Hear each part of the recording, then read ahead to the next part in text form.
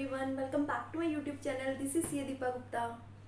Friends, आज इस video में हम आपके साथ बात करने वाली हूँ एक जीएसटी के एक बहुत ही इंपॉर्टेंट अपडेट के बारे में, जो कि आया है ई इनवॉइसिंग को लेकर।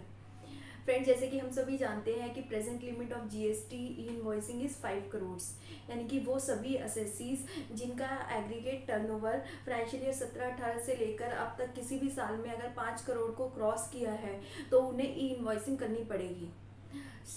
अभी क्या है कि ई इनवॉइसिंग की लिमिट 5 करोड़ है, और ई इनवॉइसिंग लिमिट 5 करोड़ होने का मतलब है कि आपका एनुअल एग्रीगेट टर्नओवर एक पर्टिकुलर पैन पे सारी स्टेट्स को इंक्लूड करके वो 5 करोड़ को एक्सीड करना चाहिए। मीन्स एग्रीगेट टर्नओवर का मतलब क्या है? एनुअल एग्रीगेट टर्नओवर का मतलब है कि इसमें सारी आपकी सप्लाईज आ जाएगी।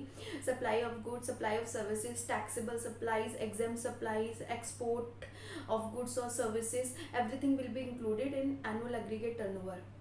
एंड एग्जाम सप्लाई में आपकी नील रेटेड सप्लाई या नॉन टैक्सेबल सप्लाई सब आ जाएगी। कोई ऐसी सप्लाई है जो कि किसी एग्जामिशन नोटिफिकेशन की वजह से एग्जाम्प्ट है, जिस पर टैक्स नहीं लग रहा है या उसका टैक्स रेट ही नील है, वो सब भी एनुअल एग्रीगेट टर्नओवर में जो है वो कवर होगा और आपकी 5 करोड़ की लिमिट में उसे देखा जाएगा। अगर ये सब कुछ मिला के एक पर्टिकुलर पैन पे सारी स्टेट्स का टर्नओवर मिला के आपको देखना होगा। अगर 5 करोड़ से ज़्यादा है तो आपको ई इनवॉइसिंग के प्रोविजन एप्लीकेबल होते हैं, तो आपको ई इनवॉइसिंग करनी पड़ेगी। फ्रेंड्स, अभी क्या अपडेट आया है ई इनवॉइसिंग को लेकर? अब जैसे बहुत सारे ऐसे एसएससीज जो है वो ऐड हुए होंगे। फाइनेंशियल ईयर 24-25 स्टार्ट हो गया है, तो फाइनेंशियल ईयर 23-24 अभी खत्म हुआ है, तो बहुत सारे नए एसएससीज जो है वो ऐड हुए होंगे जिनको ई इनवॉइसिंग के प्रोविजंस एप्लीकेबल हुए हैं। तो पोर्टल पे जाके जब हम ई इनवॉइस पोर्टल पे जाके अपना ई इनवॉइस करने की कोशिश करते हैं तो बहुत सारे जीएसटी नंबर्स को अभी जीएसटी पोर्टल ने ऑटोमेटिकली ई इनवॉइसिंग करने के लिए इनेबल नहीं किया है।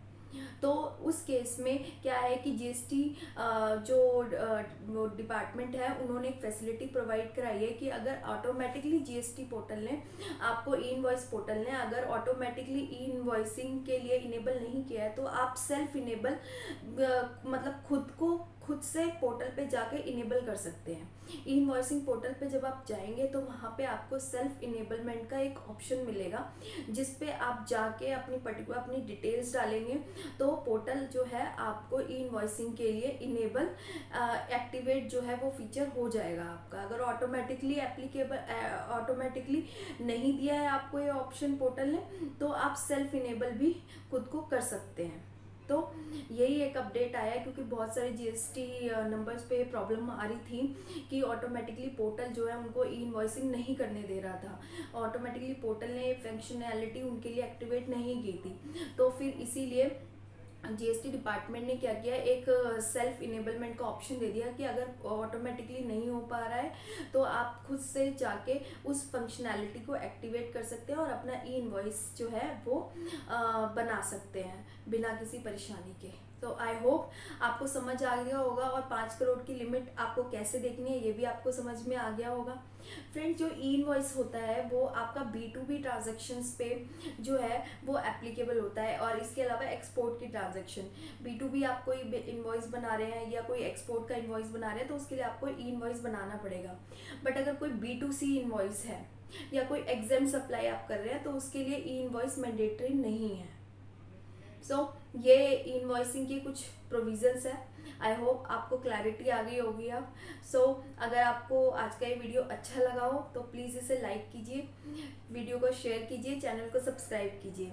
मिलते हैं नेक्स्ट वीडियो में। Till then keep planning and keep growing. Thank you.